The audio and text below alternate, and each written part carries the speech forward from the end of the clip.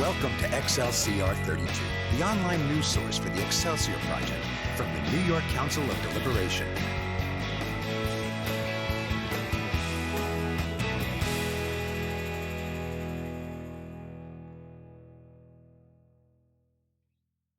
Welcome to XLCR 32, the online news source for the Excelsior Project from the New York Council of Deliberation, ancient accepted Scottish Rite, Northern Masonic jurisdiction. The experiences, comments, opinions, and views shared on this program are those of individual Freemasons and do not reflect the official position of any Grand Lodge, concordant, or appendant body. Illustrious Oscar Alleyne is an internationally known Masonic speaker and practical thought leader, having presented over 800 lectures to craft lodges and concordant bodies covering multiple areas of interest to Freemasons. He's published in several widely distributed Masonic journals, research bodies, and educational conferences on Freemasonry, and has received many awards for his distinguished service to the craft. He served as the Junior Grand Warden of the Grand Lodge of New York from 2019 to 2021, and is currently the Senior Grand Deacon for the Grand Council Allied Masonic Degrees of the United States of America, and is a past president and fellow of the Masonic Society, a fellow and first vice president of the Philadelphia Society, and a member of the Coronati Lodge, number 2076, United Grand Lodge of England. In the Scottish Rite, Brother Alleyne served as Sovereign Prince of the Council of Princes of Jerusalem and as Commander-in-Chief of the Valley of the Hudson. He was coronated a 33rd degree Scottish Rite Mason in 2019, where he was also received the Sovereign Grand Commander's Medal for Distinguished Service for co-creating the Hot Grad Academy educational program. He served as chair in 2010-2012 of the Supreme Council Northern Masonic Jurisdiction Valley Unification Committee, in which they developed a successful reorganization of the Valley of the Hudson and the creation and implementation of a new unified Scottish Rite Valley governance structure. Brother Oscar is a proud product of New York State education, having earned his undergraduate degree at the University of Buffalo, a Master of Public Health at the University of Albany, and a doctorate from New York Medical College. In his spare time, professionally, Brother Alleyne is a respected senior leader and epidemiologist, where he has shaped and led health innovations and built strategic partnerships for whole-of-government solutions. He also served as a member of the Defense Health Board, a federal advisory committee to the U.S. Secretary of Defense. He addresses health and policy issues to global and national health agencies, community groups, universities, and media outlets as a subject matter expert, and is a published author and scientific presenter in the field of public health. He also played a pivotal role in the national leadership and support during the pandemic. My brothers, please welcome our esteemed presenter this evening, illustrious Oscar Alleyne. Thank you, my brothers. I do like the comment you made about him in spare time. Like, what's that? Awesome. So let me get the sharing going. Give me a quick thumbs up okay, everyone can see the slides. So I thank you again for the invitation, illustrious Brother Powell and members of the Excelsior program group.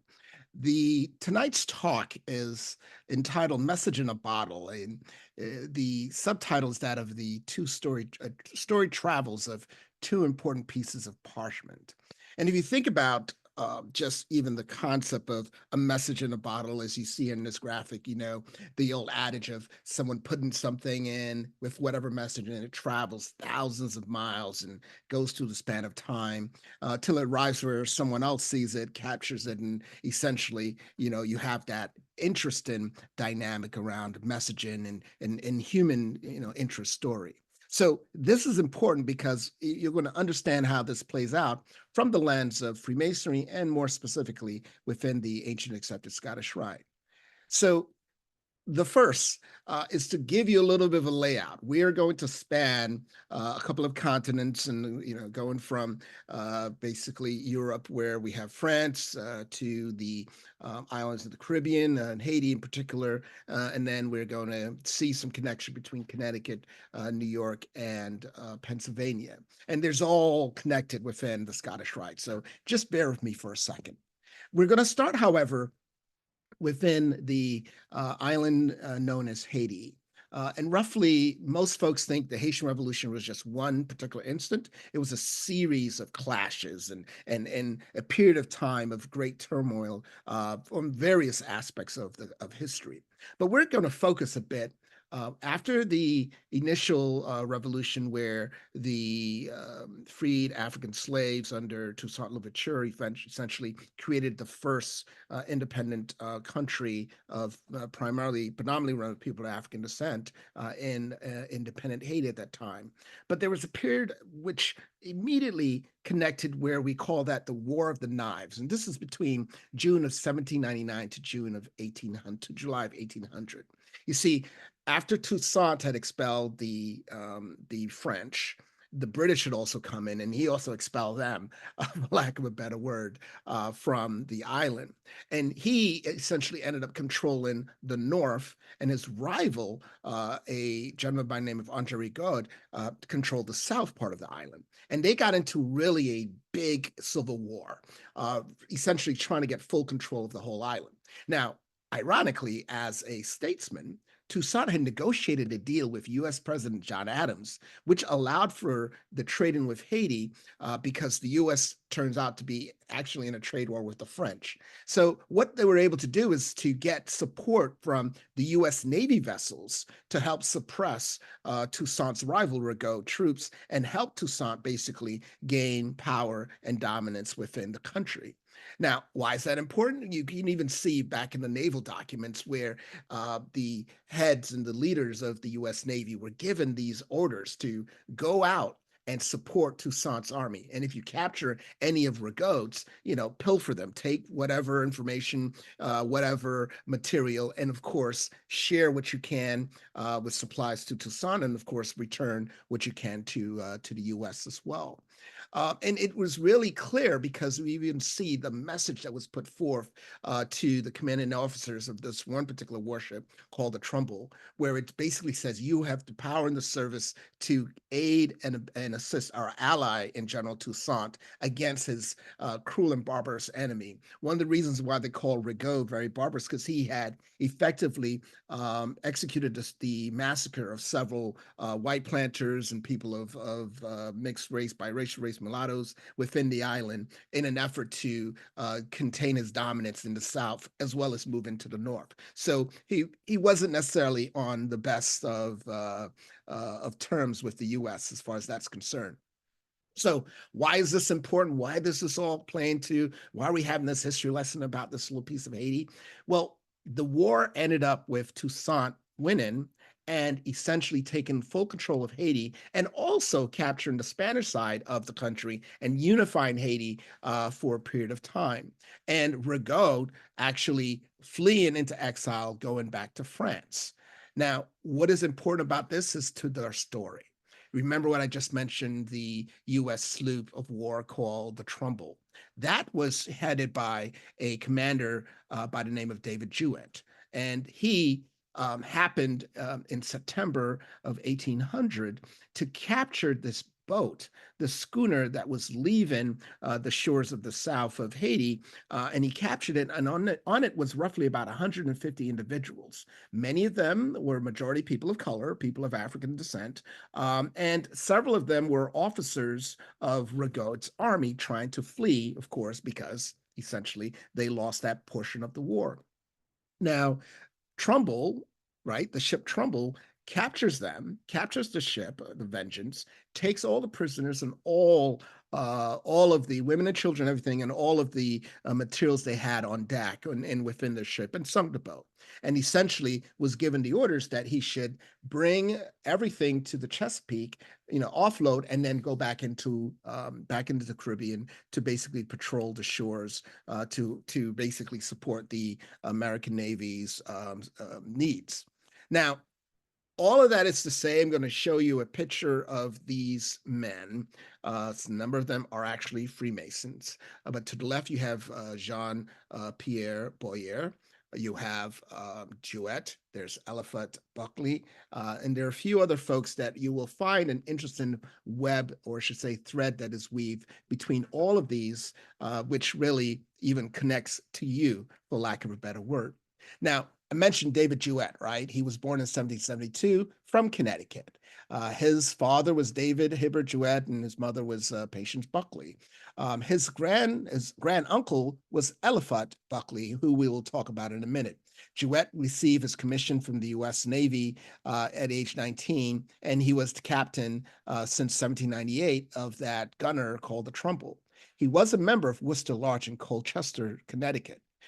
Jewett has a very interesting story because he was actually responsible for taking possession of the Falkland Islands in 1820, and he also helped the government of Buenos Aires become independent. And he was also a member of the Scottish Rite, mainly because he was married to a relative of one of the principal folks within that time, Elias Hicks. And he also is known to be responsible for the development of the Supreme Council in Brazil. He is a folk hero in Brazil under the Supreme Council for helping to begin the ancient accepted Scottish Rite. But why is this important? Coming back away from that into the story in 1800 of him capturing these 150 folks fleeing Haiti. Now, remember I said his commandants and others essentially told him, hey, take all the stuff you collected and bring it to Chesapeake in Virginia. He doesn't do that. He goes instead to Connecticut.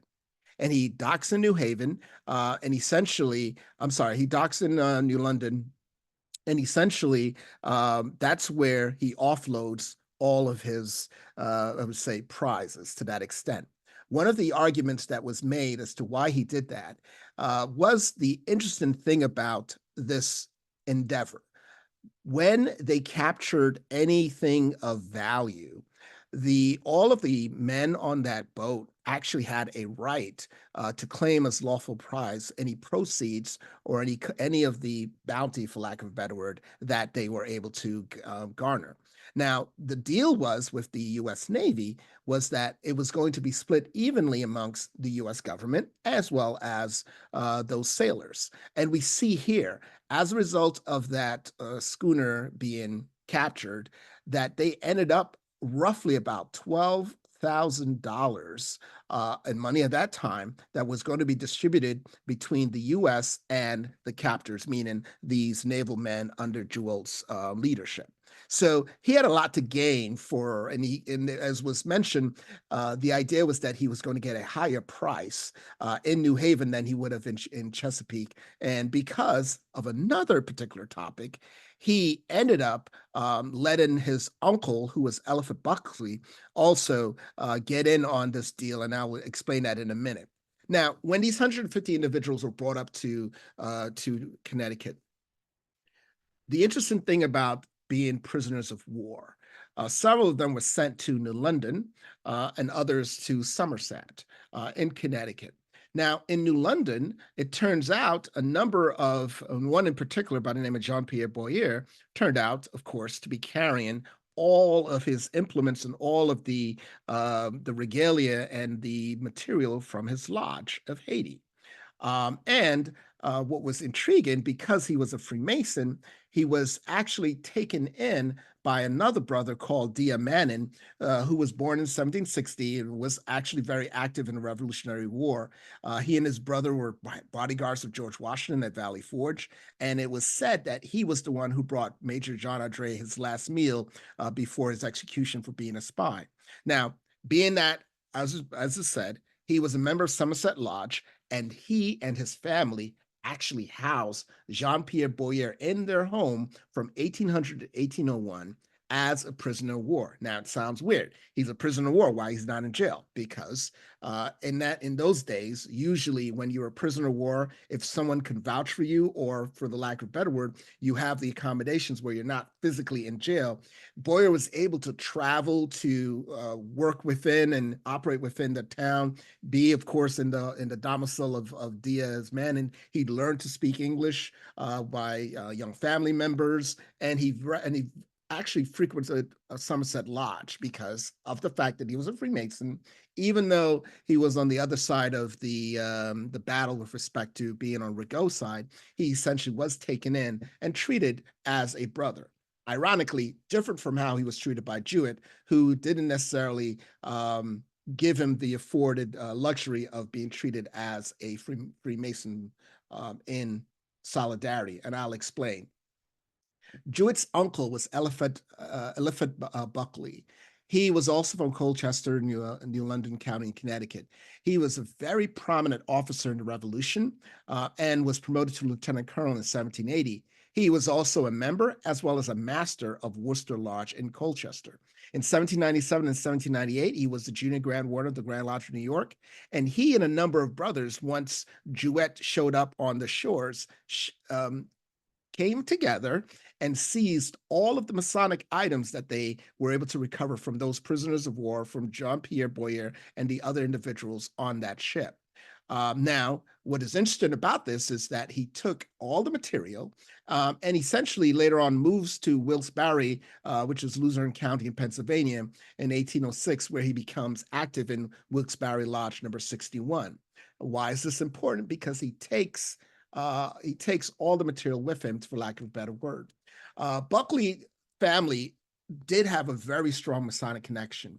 While we know David commanded the U.S. Trumbull for several years, he had a lieutenant by the name of, who was also his brother Charles. He had another brother, George, and a cousin who also served as a midshipman.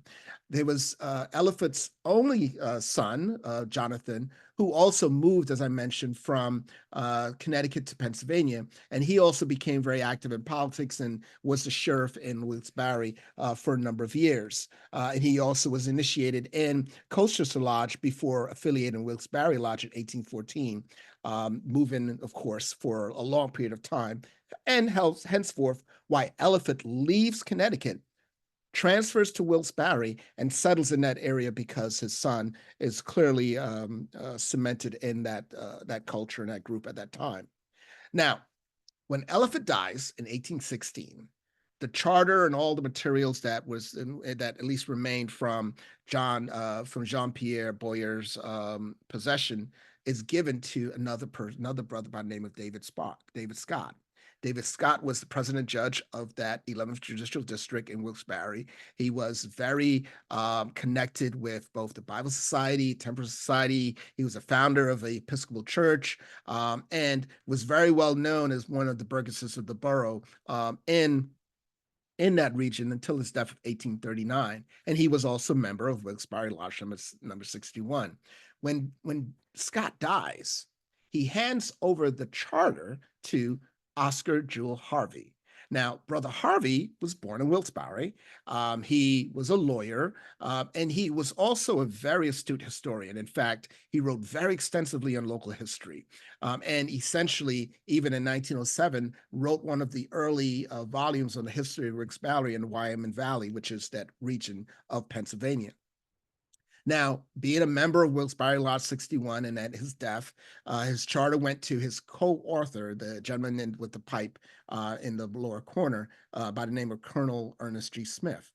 Ernest G. Smith was one of his co-authors, and the Smith family, when Smith dies, actually gives the charter to the Grand Lodge of Pennsylvania in 1955, which brings us to Brother Harrison Smith, who was the son of Colonel Smith, who essentially writes to the Northern Light in our Northern Jurisdictions magazine in 1974, telling them about this 200-year-old document dating back to 1774, which was a connection between the Scottish Rite and essentially may be one of the oldest Scottish Rite documents in possession in the Northern jurisdiction, recognizing who many of the signers were.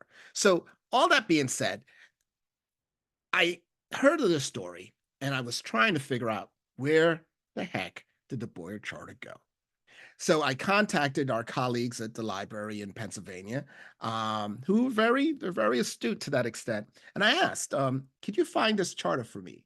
And they said, we think we found it. Why don't you come on down and we'll be happy to show it to you. So I get to Philadelphia and they brought out this charter and, everyone was happy. We found the charter until I started looking at it. And I'm like, this is not the charter that I'm looking for. They're like, what do you mean? This has to be it. This is one of our, prized possessions. And it was tucked away in a corner of a storage unit that they forgot that they had. Now, what I did tell the brothers, this and the archivists, this actually was a very important document that they also had in their possession. And let me explain. In 1915, historian Julius Sachs writes that in the archives of the Grand Lodge was contained an original Scottish Rite certificate for a planter in Haiti called Saint-Domingue, dated back to 1764, which was signed by Steve Morin or Etienne Morin. Those of you who remember in Scottish Rite, Etienne Morin is the one who essentially converted and brought the Rite of Perfection, which essentially became the early progenitor of what we now call the ancient accepted Scottish Rite, to our shores. Now, Etienne Morin not only signed this particular patent and charter, which I had in that picture before, but it also illustrated the connection between the work that he did in Haiti and how that came to the US. Now, those of you who remember in the Scottish Rite history, we really time our connection to the Scottish Rite by Etienne Morin essentially deputizing Franken, and Franken essentially helping to start that first Lodge of Perfection in Albany, New York, right? Now, what we do know that this charter belonged to a brother. That brother was named Pierre Osson de Verrières. He was born in 1721 in Paris, and he died in Port-au-Prince, Haiti. He was listed as a planter and also as a surveyor for the king at the time, king being the King of France.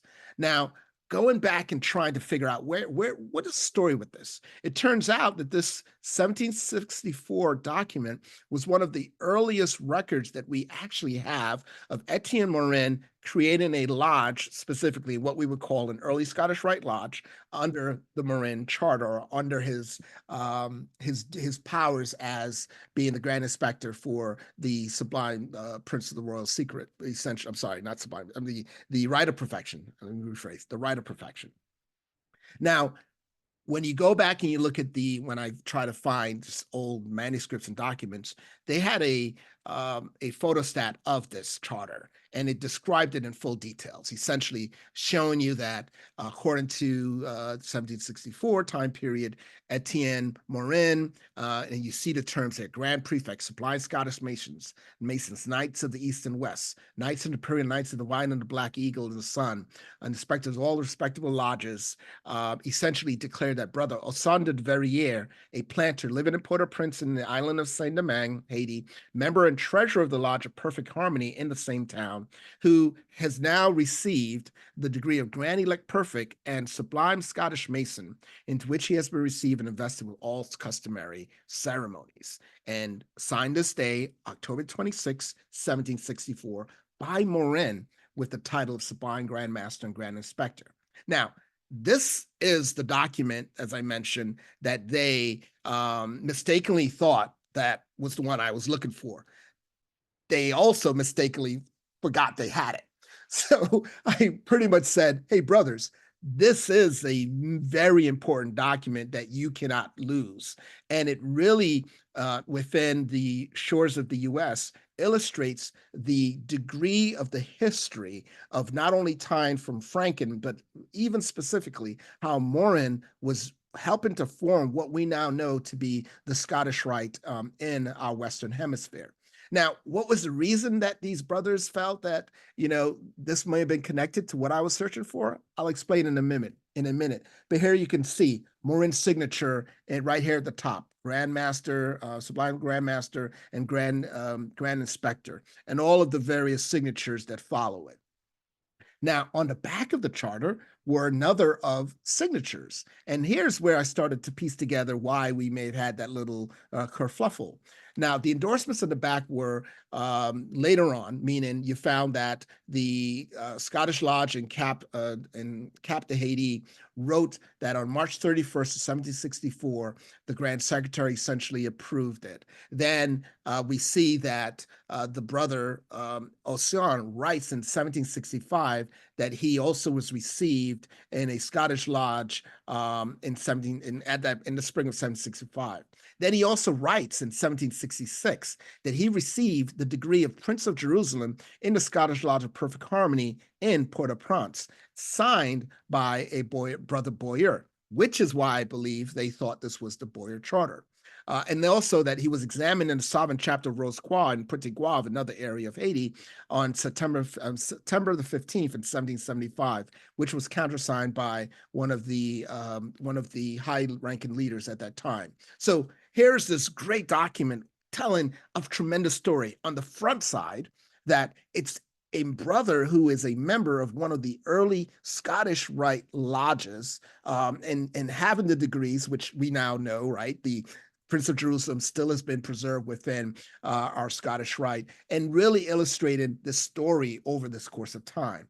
And as I mentioned, when you see these signatures, 1775, 1764, and of course 1765 again, here is why I believe those brothers had in 1766 the mistake around thinking that one of these individuals may have been the Boyer that I was looking for. You see, Boyer is obviously a very prominent name in Haiti, but in particular, the individual who signs the document in 1765 is not Jean-Pierre Boyer, who was captured in Connecticut, but another Boyer who was in the military, the French military, serving in the colonies at this time. And I was able to find documents from and written by that Boyer, which you could see his signature in that bottom right-hand corner. And we also were able to prove that he was in the army, the military, for France, and this was not the same Boyer that I was looking for. So that led me back to the drawing table, basically went back to the brothers and the archivists in the Grand Lodge and in the library at Philadelphia and said, this thing exists. This Boyer Charter exists. And I was actually able to find in 1885 a paper that was written describing this charter. And talking in particular about the information surrounding it with the date of 1774. And the brothers called me back and said, after a week or two, guess what? We found it. We mistakenly forgot that we sent a number of documents for archivists and protection by a professional archivist, and we believe this charter was one of those that were sent for preservation.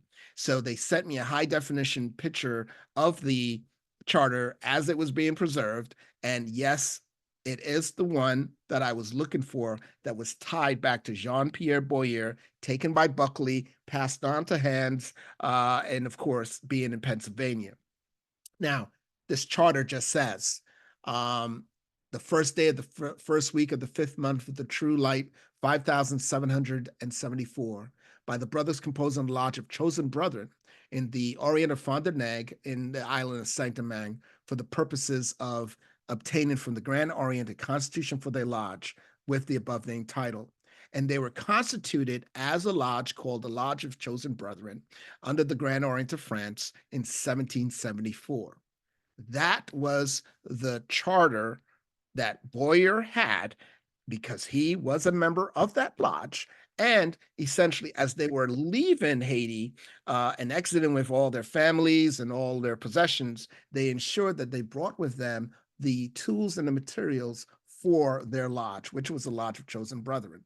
Now, what is really interesting about this document in this preserved state, you see all the beauty and the intricacies, even back in 1774, that basically surrounded the level of details that was put into the brothers at that time.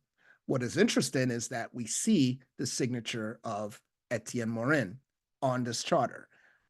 We also see that this charter is connected, and Morin's signature does show to be very similar. We also see a signature of I don't know if I have it here. I may not have. Oh, yes. And there's a signature of Guillotine, who is, yes, the person who helped create the guillotine that went down in history as far as having an impact on the state of affairs in France. I'll put it politely that way.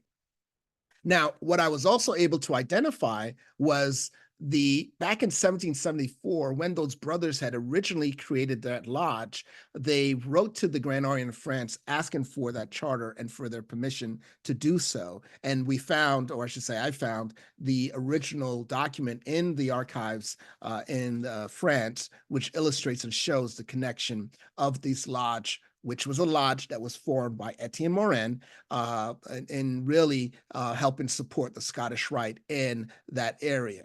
Now, what does this all mean, and why are these two pieces of parchment? Why does that have any importance with us in the Scottish Rite? Think about something for a minute.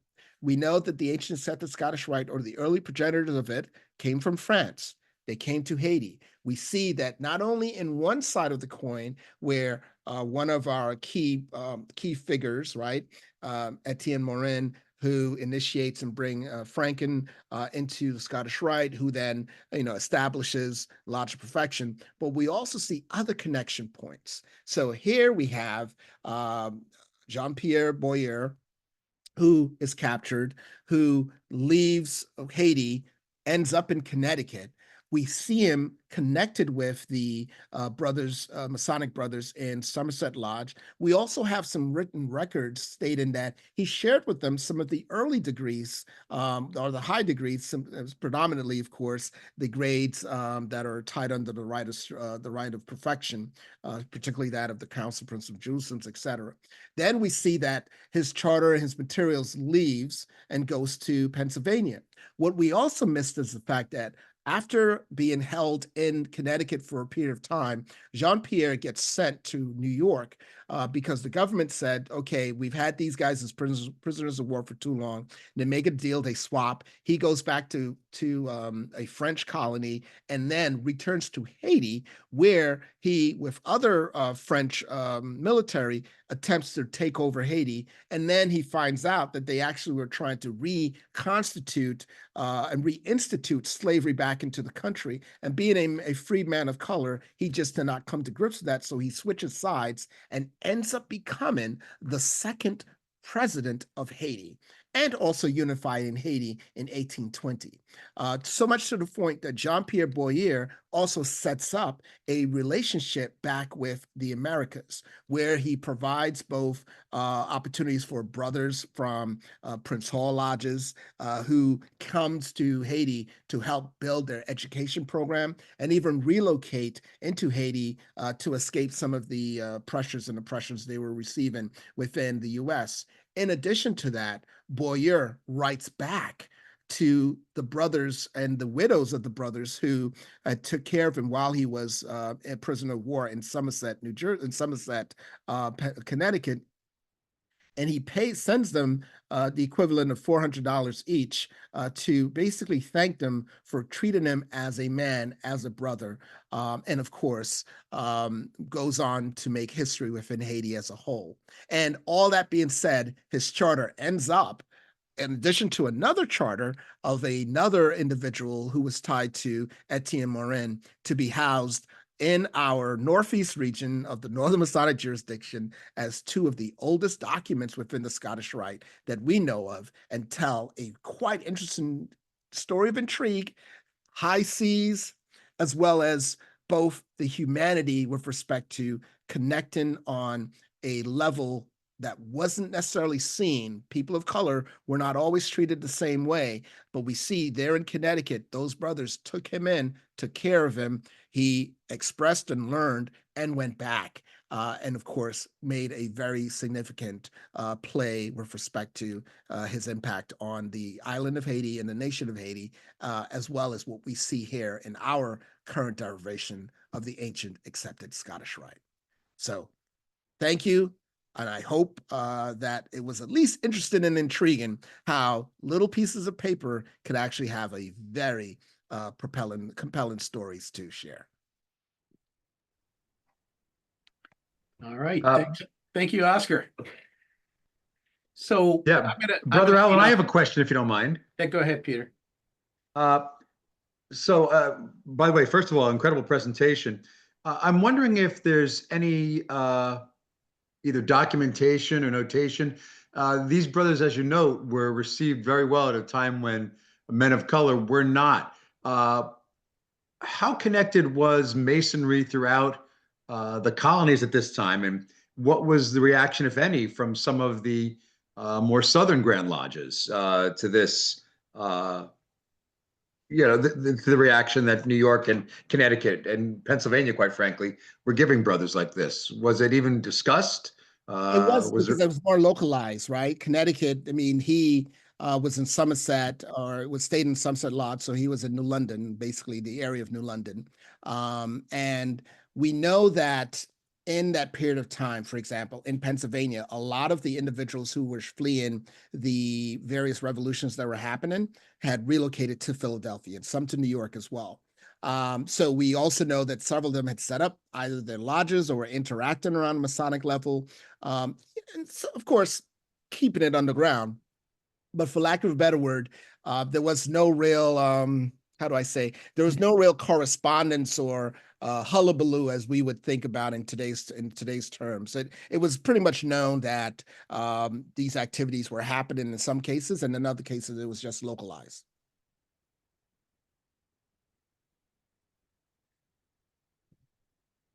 All right, cool. So question for you, Oscar. Both of these documents are still in possession with the library in Pennsylvania. Yes, yes, they are. Do you know if they've talked to Jeff Croteau at the Scottish Rite Museum and Library about the documents? Jeff, so I painted this whole this whole escapade. Jeff was part of my escapade because I was trying to figure out where did this go, and he was like, I didn't even know, And I told him what happened, and now we found the wrong document. But Jeff knows that Pennsylvania is known to be in possession of those two documents. I don't think Pennsylvania is looking to give them up, though. Probably not. Probably not. So. It does beg the question, though, when when you have so many Masonic libraries and one or two has, an artifact or a document, that there could be some online version, especially with today's technology, that could combine these so that at least in the virtual world, they could exist someplace together so that you could find them literally at a click of a button. Yeah, on the Pennsylvania side, they actually have a very good archival in their museum. You could actually find a lot of good details, and when you contact them, they are willing to share. As you could see, they definitely shared me a high def picture of both charters, and of course an opportunity to probably have that as a digitized opportunity for researchers, etc. But it's quite remarkably, they're like 18 by 19, right? They're huge. And if you think about just how we look at our own large charters, sometimes some of us, have them tucked away and folded away, and sometimes the whittle. But it's just intriguing to see that for such a long, like over 200 years, as someone mentioned, these documents still exist, and they still have value if the right people, even know their awareness about them.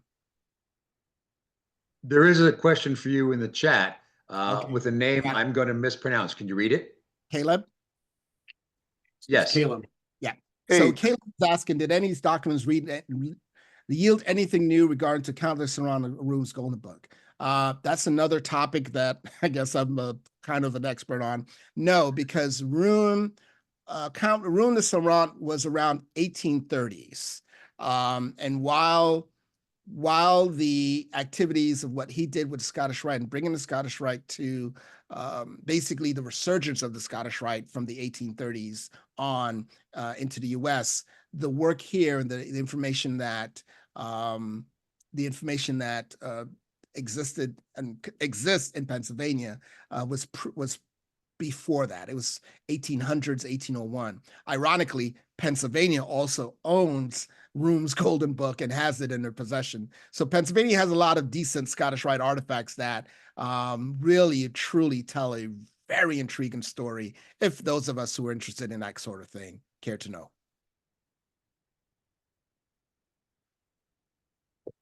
So Oscar, how are these things, were they cataloged in the system at the library there, or were they, So I don't think definitely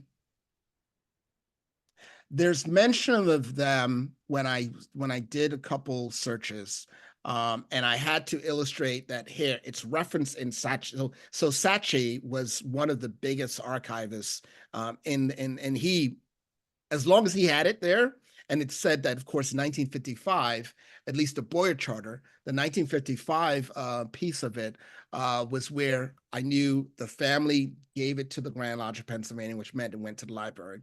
So the library, when I reached out, I said, "Where is this?" And of course, they did whatever search they thought it was. They thought it was the right Boyer, and I think, however, they had cataloged the first charter was why they had the miscalculation of it being the Boyer Charter. Whereas that first charter was one that was heavily cataloged, but nonetheless was sitting in a storage area that they totally forgot about. And it's only because I came knocking that they even started to look for it. And it turned out was the second one, which was the one I really wanted, ended up to be in the preservation group's possession literally a week before I had come looking for it. Actually, if I remember right from your slides, the second one looked like it was in much better shape than the first one. It looks that way, even though yes, because the second one was in the preservationist. There's a professional preservationist that they sent it to. So that person was the one that took the high definition pictures and sent that to them. But it definitely looked to be in a little bit better shape. And the reason why, if I can opine, the first one used to be, forgive me for laughing, used to be hanging over the desk of the Grand Secretary's office for a number of years in Pennsylvania. And they're like, yes, this used to be over the Grand Secretary's office. No one really knew what it was. They just said it's an old Scottish Rite document. So they ended up storing it. It's like, well, that's probably why. Yeah, probably the light. Yeah. Well, some libraries have been known to do some really silly things. So no comment. says the librarian. You know, I remember the first time I got taken in the back at the Livingston Library for the Grand Lodge of New York. Grandmaster Widger took me back, and at the time, I'm trying to remember the name of the guy who was the director. Tom Savini? No, it was before Tom. He's at a college now, I think. Damn, I'm sorry, I can't remember his name, but basically he was telling me about a document they found on top of a. This is before they had any of the, climate controlled cabinets or anything, and they finally got a guy who knew things had to be taken care of a certain way. But on top of a metal cabinet under a leaking pipe was a document, summons to a lodge signed by the master. The master happened to be Paul Revere. Mm-hmm. So, much like the Boyer document, once they realized what it was, they had to send it out, and it cost them a pretty penny to get it, doctored up so that it was presentable. But, there's probably tons of documents stashed in this place or that place that people really just don't know what they are yet. Yeah, I mean, once again, it's sometimes, not everyone's a history buff. I know it's so interesting how people sometimes just discard things and just think it's unimportant or put it away safekeeping and forget about it. Just last week, I was looking for this document from, it was a 1700s document as well. And I ended up in the Library of the Netherlands online, and they were able to send me a copy. Actually, it's 1833. And they sent me the letter that I was looking for. And for whatever reason, I had a reference that they said did not make sense. And it turned out the reference was really the top of the page was marked a certain way. And that's how it was recorded.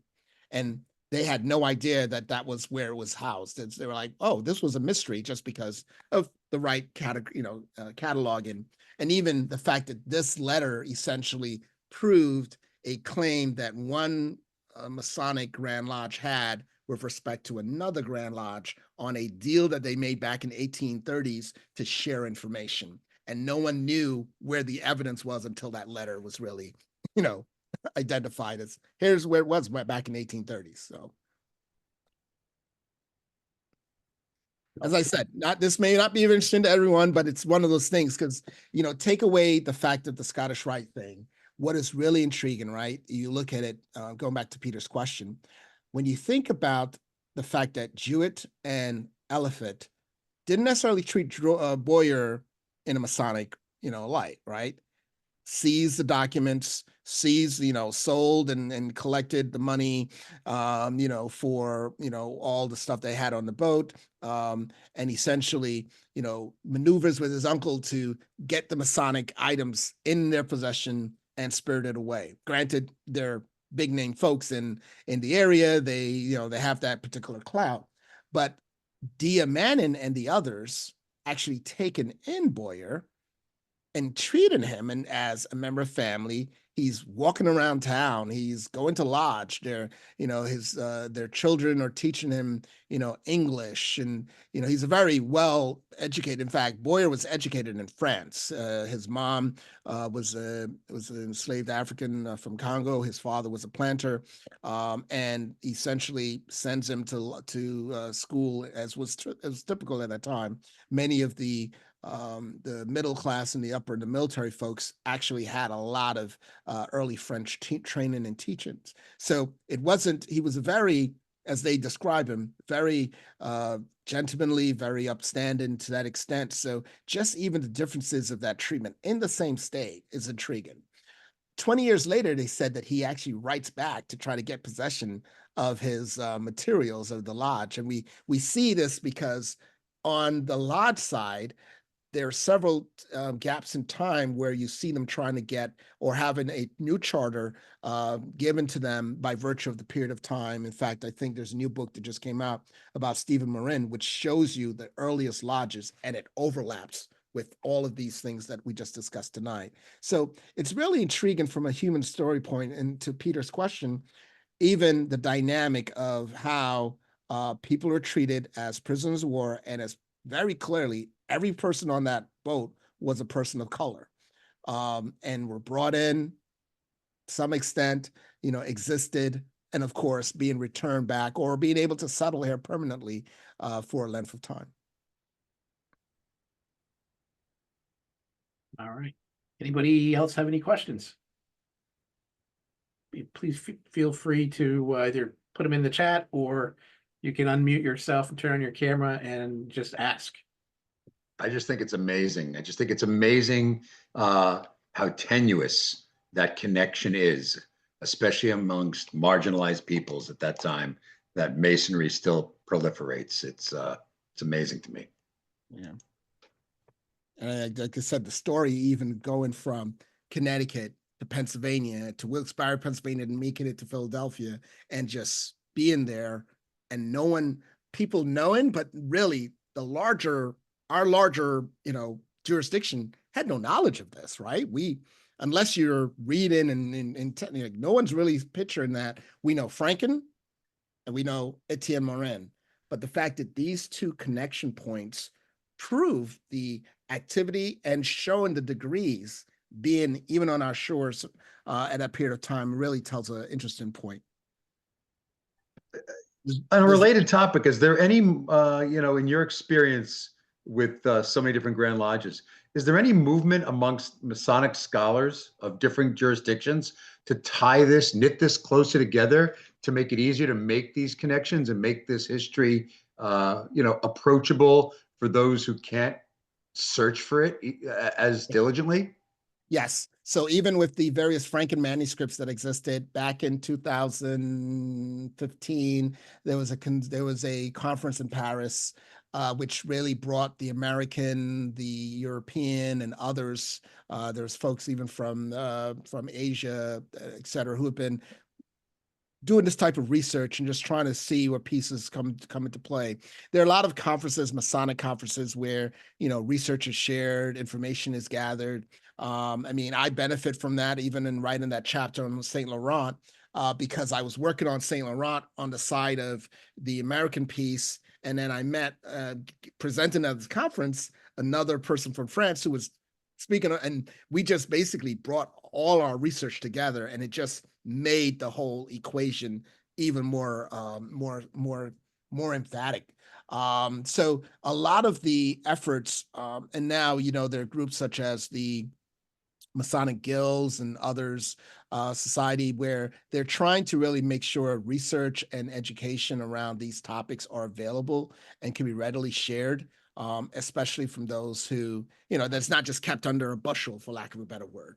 So there's been some movement to that, and definitely an interest in peace. And you see a lot more books. In fact, outside of the US, what I say, leaving the US and going to other countries like France, et cetera, when you go to a conference, they have tons of books, tons of things that we have, tons of pins, they have tons of books, right? So the irony there is that you find such interesting, detailed information that unfortunately are not in English. So there's another effort to get much of this work, or good pieces of that work, translated for the English language, so that American Masons can also benefit from understanding and seeing what the world is seeing.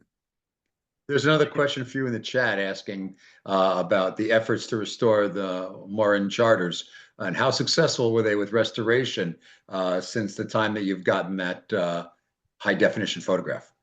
They did what they need to do to restore it. I mean, his Morin's on the Boyer charter, Morin's signature looks faded because it's a parchment. So, you also have to recognize over the period of time in 200 years, it's not going to pop as if it was written yesterday. But the others, for example, the Océan Viand, that actually their writing is a bit more prominent, even though it's a technically an older document, because Morin's the Boyer charter is 1774, the Océan Viand is 1764. So because they were kept differently, my understanding is the preservation is of value to where we can see it, we can go and witness it, and really still not miss any of the key details that are contained within it. I remember you posted a photo once when you were in France at a conference of the books that were available. And I wished I had kept up on my French. But it's been 40 years since I actually did any of that, so I think I'm beyond help at this point. I'll ask you or Piers Vaughn to translate for me. Yeah, I know it's tough because I have a bunch of them. One there was a point I got this book here. This is Grastilly's Golden Book. And those of you in Scottish Rite, one of the things that was very prominent in how our Scottish Rite history was transferred, those leaders each had a book called the Golden Book, where they copied either correspondence when they gave degrees, all the stuff, that everything that they did under the aegis of that system, that rite, in the case of Scottish Rite, they recorded as such. To this point, when you become a 33rd in the northern jurisdiction and the southern, you also sign the Golden Book in those jurisdictions to show that you were made at that time. So there's some of that history that still continues. But Grastilly's Golden Book is interesting. It's this thick thing. I mean, most folks are like, oh, I got time to read all that. But it tells the story of how he helped form and where he got the degrees that later on were tied in 1801 to move the system from 25 to the 33 degrees. And one of those was a set of degrees that did not exist in the early Rite of Perfection at all, but in other rites called the philosophical rite. And I actually got the date because it's written in this Golden Book. I received this degree in Jamaica on this date from this guy. We're like, oh, now we make the connection. Now you can see the genetic path to how our system of our 29 degrees are enhanced by what those guys did earlier on and recorded. There was another book that they had that I remember, Rick, I posted that photo because I had to make a decision. What was I going to leave? Because they had such rich stuff and they're thick. But one of the books was a story of both the French and the Scottish Rite in France at the time, the French Rite being the craft degree system, but they had pullouts of open facsimiles, like actual facsimiles of these documents in inserts. And so you got like 5 books within one book. It was just amazing to me, but I'm a bookophile, you know. So you're saying it had Masonic centerfolds? Yes, yes, yes. Cool.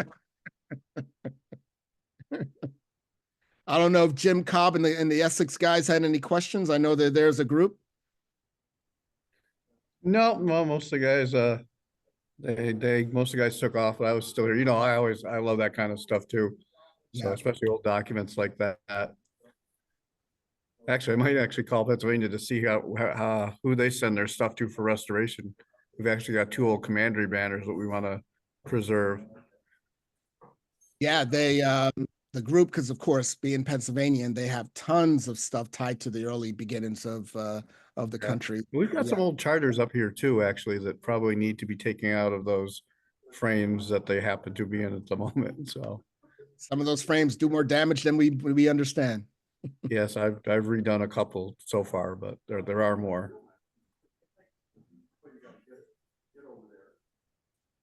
How far up Oscar. are you, Jim? Oscar, were you able to pick up Alan Bernheim's the text and historical references of the Rite Conseil Ancien Accept 2024 by Derby? It was the last book that he published before he passed away. I think I did, because I have 2 here that are Bernheim's, and I have another set somewhere. I do believe I have those. There's just a huge portion on Saint Laurent that you might enjoy if you haven't gotten that. Yeah. All his articles in Saint Laurent I had already. It's let's see here. I had all of his stuff that he had published on Saint Laurent, because he had published those on the he had published those in the Freemasonic Freemasonry.com, which are a list of all these papers of his. So Very good. yep. And if you look at the Herodom paper that I published, I think was that last year or this year, last year, it has a very extensive, it's the most comprehensive story on Saint Laurent, how it ties into Freemasonry and Scottish Rite Freemasonry in the Northern jurisdiction. And Prince Hall.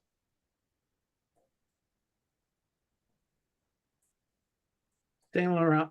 Oscar, I've asked you this before, maybe. There was a film that came out a year or 2 ago called Le Chevalier. Oh yeah, that's the other guy. That's So the other guy? Okay. the other guy is Chevalier Saint George, who was the first Black Freemason in France, who came from Guadeloupe, similar to some of these other guys in mixed race, etc. He moves to Paris, becomes a top fencer. In fact, I always tell people, you think about fencing and the fencing mask that you see in the Olympics. That mask was originally developed by Chevalier Saint George, who was the top fencer at that time, and was a Freemason, and he rivaled Mozart with respect to his music prowess, etc. So the movie that just came out was Chevalier. It's a good movie. It's not factually correct based on some of the stuff that I know of Chevalier, but it's still a good movie to illustrate the history there of what they call the first Black Freemason, which none of that was even mentioned in the movie, his Masonic connection at all. Right. I've only seen I saw part of the film on a flight. I don't think I've seen it available on any of the streaming services. Otherwise, I go back and watch it all the way through. I'll have to go look for it again. Yeah, it should be out by now, because I think it I was would think so. Yeah. Should be out by now. His music is also available on YouTube, and if you listen to his classical pieces, they're phenomenal. And they were hidden for centuries because, they didn't want to admit that they had a Black aficionado of music in the way that he really. I mean, he headlined Paris for several years. He headlined, and he was just written out of history. All right. Any other questions? Well, thank you, my brothers. I hope it wasn't boring, but at least, as I said, it's a message in a bottle. So we'll see how that resonated with you all. Thanks for spending time with XLCR32. The experiences, comments, opinions, and views shared on this program are those of individual Freemasons and do not reflect the official position of any Grand Lodge, Concordant, or Pendant body. Until we meet again, keep on reaching higher.